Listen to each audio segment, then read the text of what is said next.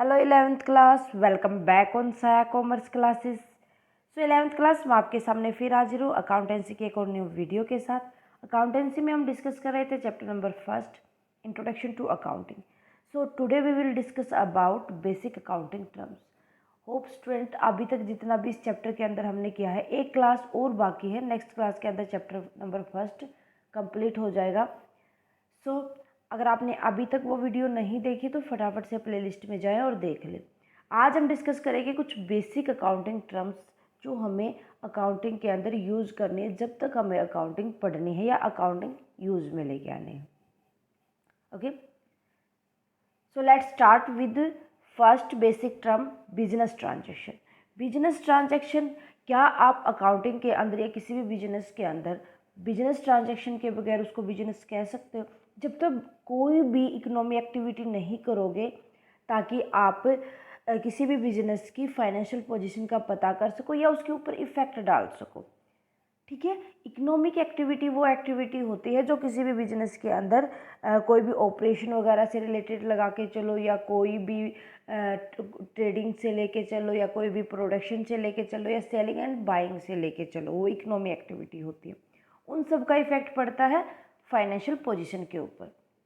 तो वही क्या होती है, बिजनेस ट्रांजैक्शन होती है। और बिजनेस ट्रांजैक्शन जब तक आप उनको बिजनेस ट्रांजैक्शन नहीं कहोगे, जब तक आप उनको मनी के टर्म में कंसीडर नहीं कर सकते, लाइक एक्सपेंसेस नहीं कर सकते आप। Okay, so an economy activity that affect financial position of the business can be measure in term of money and expenses. Then उसके बाद नेक्स्ट टर्म है हमारी अकाउंट्स। भाई अकाउंट्स होते हैं जो आप किसी भी पर्टिकुलर हेड के लिए एक जगह पर उसकी जितनी भी रिलेवेंट ट्रांजैक्शन होते हैं उनको समराइज करते हो। ठीक है, तो जितने भी अकाउंट्स होते हैं वो टू साइड में डिवाइड होते हैं। एक लेफ्ट साइड होती है, एक राइट साइड होती है। लेफ्ट साइड होती है डेबिट, जितने भी आपने खर्चे किए हैं। राइट साइड होती है जितनी भी आपके पास इनकम आई, क्रेडिट साइड। ठीक है, तो ये होते हैं अकाउंट। मीन्स अकाउंट एक summarise record of relevant transaction of particular head at one place. All accounts are divided into two sides. The left side of an account is called debit side and the right side of an account is credit side. So clear है accounts का main क्या होता है। Then next है हमारे पास capital. Capital, जब कोई भी किसी भी ऑर्गेनाइजेशन, किसी भी बिजनेस का ओनर जितनी भी अमाउंट इन्वेस्ट करता है अपनी फर्म के अंदर, वो कैपिटल होती है। कैपिटल इन कैश भी हो सकती है और इन असेट भी हो सकती है। Amount invested by the owner in the firm is known as capital. It may be brought in the form of cash and assets by the owner. उसके बाद आते हैं ड्राइंग। जब कोई भी ओनर या कोई भी बिजनेस के अंदर पर्सन है वो अपने पर्सनल यूज़ के लिए फर्म से पैसा निकालता है तो वो ड्राइंग कहलाता है। लाइक एग्जांपल लेके चलो, उसने अपनी वाइफ को हाउस गिफ्ट करना था या कार गिफ्ट करनी थी तो वहाँ से पैसे निकाल लिए, उसमें से उसने बाई किया। ठीक है, द मनी और गुड्स और both withdrawn by owner from business for personal use is known as drawing. Example हो जाएंगे purchase of a car for wife by withdrawing money from business. उसके बाद आता है असेट। असेट जितने भी वैल्यूएबल और इकोनॉमिक रिसोर्सेज होते हैं एक एंटरप्राइज के अंदर जो ऑपरेशंस में हेल्प करते हैं वो असेट कहलाते हैं। Assets are valuable and economic resources of an enterprise usable in its operations. So assets can be broadly classified as, ये भी दो टाइप की होती है। एक करंट एसेट होती है। करंट एसेट वो एसेट होती है जो शॉर्ट पीरियड के लिए हमें होल्ड की जाती है या खरीदी जाती है, जिनको हम विद इन 1 ईयर कैश में कन्वर्ट कर सकते हैं। So current assets are those assets which are held for short period and can be converted into cash within 1 year. For example, debtor and stock. Clear है? So asset के अंदर भी हमने first पढ़ लिया करंट, उसके बाद देखते हैं हम नॉन करंट एसेट। भाई नॉन करंट असेट वो असेट होती है जो हम लॉन्ग पीरियड के लिए खरीदते हैं और जो नॉर्मली बिजनेस के अंदर जिसको यूज़ करते हैं, जिनका हमें लॉन्ग टाइम तक बेनिफिट मिलता है, जिनको हम विद इन 1 ईयर कैश में कन्वर्ट नहीं कर सकते, लाइक लैंड, बिल्डिंग, मशीनरी, ये सारी की सारी होती है हमारी non current assets. Okay, so non-current assets are those assets which are hold for long period and used for normal business operation. For example, land, building, machinery, etc. They are further classified into. अब जितनी भी non current asset होती हैं वो भी आगे divided होती हैं। कैसे? ये भी 2 टाइप की हो जाती है, टेंजिबल और इनटेंजिबल। कुछ असेट्स ऐसी होती है नॉन करंट में जो लॉन्ग टर्म के लिए यूज़ की जाती है, जो टेंजिबल होती है, जिनका फिजिकल एग्जिस्टेंस होता है, जिसको आप टच कर सकते हो। बट कुछ असेट्स ऐसी होती है जिनका हमें लॉन्ग टाइम तक बेनिफिट तो मिलता है लेकिन उनका फिजिकल एग्जिस्टेंस नहीं होता।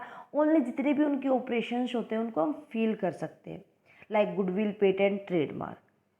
ठीक है, so tangible assets are those assets which have physical existence and can be seen and touch, जिनको आप देख भी सकते हो, टच भी कर सकते हो, like furniture, machinery, land, building, etc. Okay, intangible assets. Intangible assets are those assets which have no physical existence, जिनका फिजिकल एग्जिस्टेंस नहीं होता। Can be field by operation, खाली उसके ऑपरेशन के द्वारा आप उसको फील कर सकते हो, ना उनको आप देख सकते हो। ठीक है, जिनको आप सीन नहीं कर सकते, not seen. Okay, like goodwill, patent, trademark, ये सारे के सारे होते हैं हमारी इंटेंजिबल असेट्स। क्लियर है? बढ़े आगे। उसके बाद आती हैं लाइबिलिटीज़। सो लाइबिलिटीज़ भाई ऐसी ऑब्लिगेशन या डेट जो किसी एंटरप्राइज को फ्यूचर के अंदर पे करने, किसी भी ऑर्गेनाइजेशन को, किसी भी पीपल को, वो लाइबिलिटी होती है। मीन्स जब हमने कोई भी चीज़ उधार में खरीदी होती है या हमें ये होता है कि हमें इसका लोन वगैरह लेके चलो या इंटरेस्ट ऑन कैपिटल या कोई भी चीज़ लेके चलो जो हमें फ्यूचर के अंदर पे करनी है, वो हमारी लाइबिलिटीज़ होती।